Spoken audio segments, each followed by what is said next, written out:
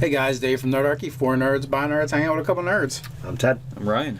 And today we're going to do a character build. This time we're going to look at the Oathbreaker Paladin.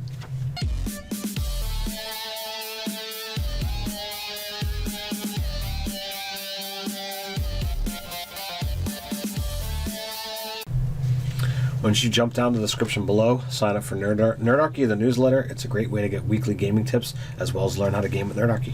So over on the comments section of one of our videos, Timothy Canada asked us to do this build, and if we could possibly make it undead. Because he's into the undead thing. Yeah, apparently. Undead Paladins are kind of cool. He actually asked for an anti-paladin. Unlife matters, all right? Unlife matters. So he actually asked for an anti-paladin build, possibly undead. So we're like, sure, why not? Fortunately, we actually have the Oathbreaker, which is essentially the anti-paladin. It's page 97 of your DMG. And we're also going to be looking at the vampire from the Zendikar Magic the Gathering expansion. So, which you guys can head right over the Watts site, and you can grab that there for free. Yeah, and though this vampire isn't technically undead, you could kind of flavor Close it. enough. Close enough, yeah. Based it with a undead flavoring, a seasoning, if you will. But you know, it meets the requirements. Right. So an Oathbreaker is a paladin who breaks his or her sacred oath to pursue some dark ambition or serve an evil power. Yep. So we got our race. We have our class. This race actually gets a bonus to charisma, which is sweet for the paladins. Yeah. Mm-hmm. You know, I'm thinking, you know, I'd probably just like, you're either gonna probably dump intelligence or dump Dex. Right. Yeah. Probably, you know, and for this one, you know, I think I might just dump the intelligence to make it a 9. Right. Yeah, because they get a +1 to intelligence, so that's their 9 there. Yeah. You know, so they're, you know, below average, but barely. Right. Right. So put our 14 or 15 into charisma. Well, it's a +2, so you want an even stat. Yeah, that's what I would do. Right, so 16 charisma. So 16 charisma, 15 strength. Yeah. Yeah, that's probably how I play it. Yeah. You know, and then, you know, you're just going to fill them out. So the next highest would go to your con, and then con, then wisdom, then dex, probably, because you're gonna lather on the heavy armor for sure. So 10 dex, 12 wisdom, 13 con. So the question is, what background? It depends upon, you know, how much we want to really enjoy the fall. You know, go acolyte. So maybe. you could go acolyte as your beginning, and although that you pretty much have just negated the class feature. Well, you'd have to change the class feature from the previous religion to the new religion. The new religion you embrace. Yeah, I mean, that's no big deal. I mean, otherwise, no, it would just be hilarious. Like, oh, you totally screwed over our order, but we welcome you, and you can use all of our resources and receive. Maybe they don't know. Yeah, that's true. Yeah, maybe they didn't get the memo. Yeah, they didn't get the TPS report. And, yeah. You know, so there's you know, you could go either way with it. Like, I feel like, yeah, there's some duplicity to that class anyway. You're essentially evil. So. Now here's the problem with the anti-paladin, or the Oathbreaker paladin, as the case may be. They don't play well with others. It's not really a good. It's not really a good class to put into a party of adventurers. There is a reason why it's in the Dungeon Master's Guild and not the Player's Handbook. Guide. You know what I said? You said guild. Oh, my apologies. That's why it's in the Dungeon Master's Guide, not the Player's Handbook. Yeah, along with the Death Cleric. Although they are possible player options if your DM allows it.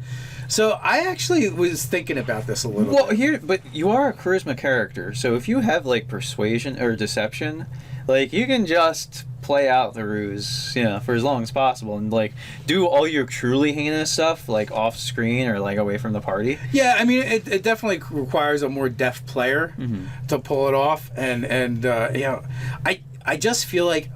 You know, at least a good half of the time when people want to play this stuff, they're going to play parodies of it, and they're going to go over the top, and they would never be able to pull it off. Yeah. Unfortunately, and that's one of the reasons why I don't like evil parties. Evil characters need to be subtle. I mean, to survive long. Yes, if you're going to play, you know, one of these type of classes, you really do need to Don't be Jeremy Irons in the Dungeons and Dragons movie. Like, I love Jeremy Irons as an actor, but he was shit-tastic in that film. And so you want to be something that's like the very like, be more like Littlefinger, very subtle evil. Yeah, you have It's so very, very evil. It's so evil. You Yeah. have to work in small pieces. You have to work, as you were saying, off camera, and you have to be willing to, with each decision, it's like, all right, do I do good here to be able to do The greater evil. You greater want to you evil want to focus later? on the greater evil. So you've got to be playing with checks and balances, and we've been gaming together for a long time, and there's some stuff that's happened in our campaigns where people have been playing that on the down low, working in the backgrounds, and it's like, oh well, this stuff came up and holy crap, this person's been evil. Or we've been playing and somebody, we stopped the campaign and those characters retired, and you find out later, oh yeah, I had this whole thing planned that I was going to be evil and whatever have you. So these things can be done, but they have to be done well, or they're just going to fall to ruin, and your character's going to get slaughtered by the party.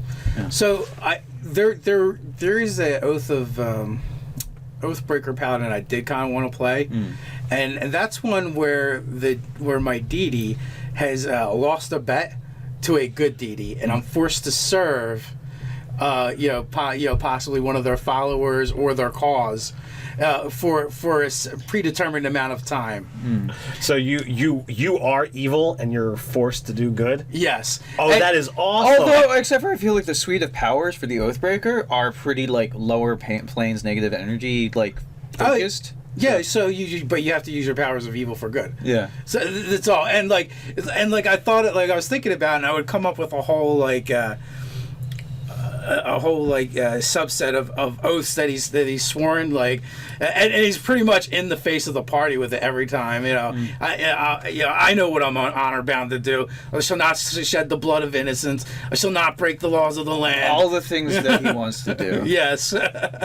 Why he's reciting this list of things that he can't do, like he's gripping his sword, white knuckles, and grimacing the whole time. Yeah, it's basically like a deity level Geese spellcast on them that he can't do that. Yeah, like so. Well, no, it doesn't have to be, because you can be evil and you can still have a code of honor. You can still adhere to whatever, and you've been ordered by your deity to follow He's this. not saying that you're actually under the Geese effect. I think he was really No, I wasn't. Like, it could be that like there is a magical force restraining you from doing it. So then you have that whole like, kind of like Liar Liar with Jim Carrey. Like, I can't lie! Yeah, exactly. Like, yeah. So like that level of a thing might be kind of fun and interesting. You can get very like Jerry Lewis sort of physical comedy about it, where he's like trying to pull the sword out, but he just can't. Well, I was seeing more like, I'm trying to not, run this thing through, even though he wants to.